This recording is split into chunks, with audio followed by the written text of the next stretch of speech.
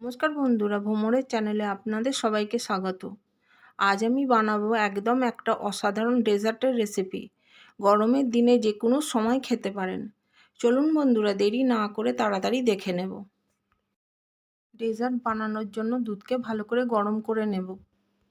এরপর কড়াইতে চিনি দিয়ে চিনিকে ভালো করে গলিয়ে নেব।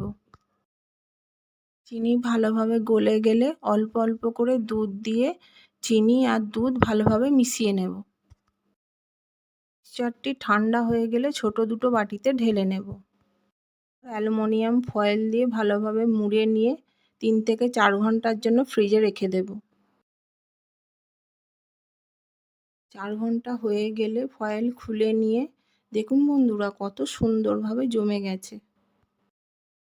উপর থেকে বাদাম দিয়ে দেব।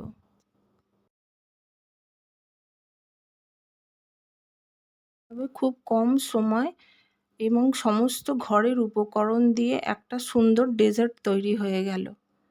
তাড়াতাড়ি বানিয়ে ফেলুন বন্ধুরা। কমেন্ট করুন কেমন হলো।